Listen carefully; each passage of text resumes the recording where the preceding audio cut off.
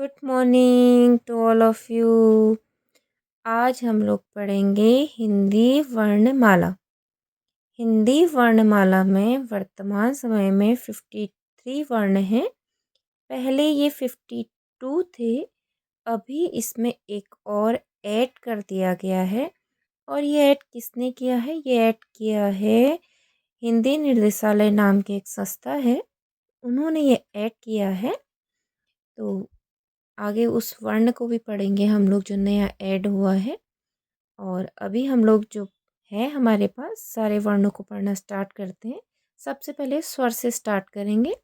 स्वर है ओ, आ, छोटी ई, बड़ी ई, छोटा ऊ, बड़ा ऊ, री, ए, ऐ, ओ, औ। कुल हमारे पास 11 स्वर होते हैं। ये काउंट करिए।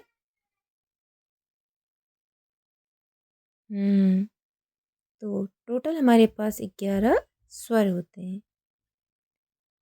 ओके, अब आप लोग सोच रहे होंगे कि औ जब हम लोग लिखते हैं तो अंक और अह को भी लिखते हैं, लेकिन अंक और अह को स्वर नहीं कहा जाता।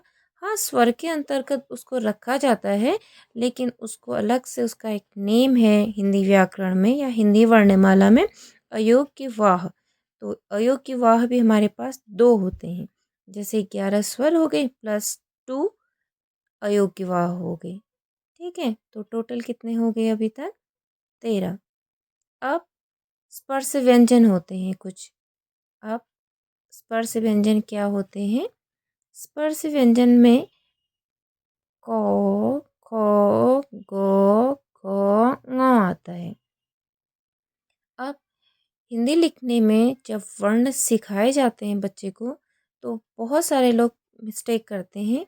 वर्णों को लिखने का एक निश्चित क्रम होता है। जैसे क, ख, ग, घ, ङ।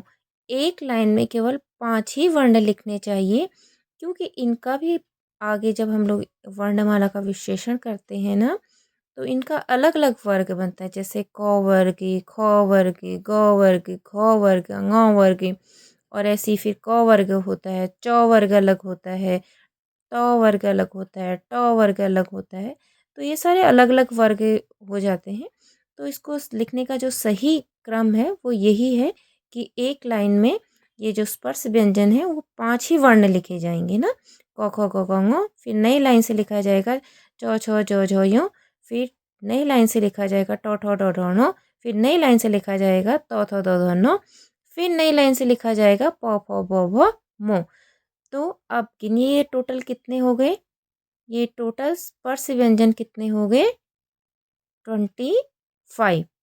अब 11 + 2 13 हो गया। 13 + 25 कितने हो गए? 38। अभी तक हमारे पास टोटल कितने वर्ण हो गए हैं? 38 हो गए हैं। ठीक है, अब म से आगे भी होते हैं वर्ण, है ना। व्यंजन म से आगे भी होते हैं, लेकिन उनका भी कुछ अलग नाम होता है। ठीक है, उनका नाम क्या होता है? अंतस्थ व्यंजन। और अंतस्थ व्यंजन क्या होते हैं? जैसे म के आगे क्या आता है? यो, रो, लो, वो, है ना।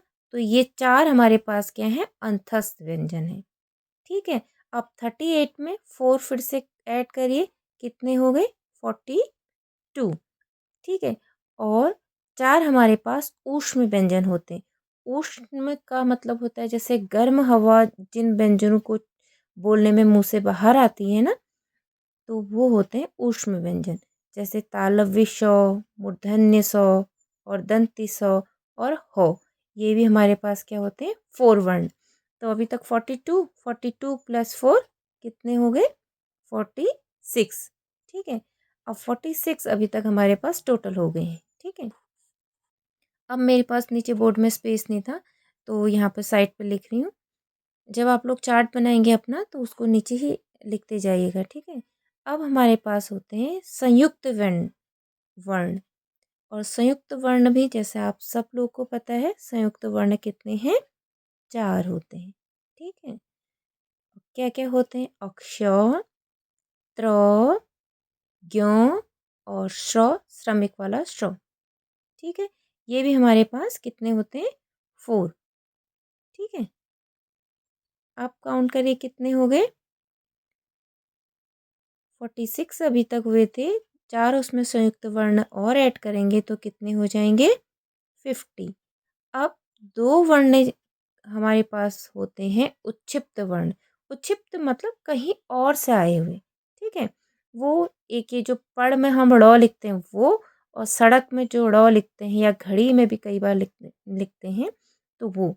तो 2 वो हो गए, कितने हो गए 52। तो अभी तक हमारे पास केवल 52 ही थे। अब एक और नया वर्ण जुड़ा है, उस वर्ण को भी हम लोग देखते हैं कैसे लिखते हैं और कैसे बोला जाता है। देखिए, जो नया वर्ण है उसको ऐसे लिखा जाता है, उसको ण प्रोनाउंस किया जाता है। ये ऐसे लिखा जाता है उसको, और ये हिंदी निर्देशालय द्वारा दिया गया नया वर्ण है। ठीक है, तो आप पूरे काउंट कर लीजिए। ऊपर से चलिए एक बार स्टार्टिंग से काउंट करते हैं। 11 + 2 13, 13 + 25 38, 38 + 4 42, 42 + 4 46, 46 + 4 50, 50 + 2 52 एंड +1 53। टोटल हमारे पास कितने हो गए हैं 53 हो गए हैं। Okay, that's all for today and thank you so much for watching. I hope आपको आज कुछ नई जानकारी मिली होगी। और अब मेरी क्लास का भी समय हो गया है और मेरा पीरियड ओवर होने वाला है। तो थैंक यू सो मच। और इसका आप स्क्रीनशॉट ले सकते हैं ताकि आप लोग को लिखने में आसानी रहे।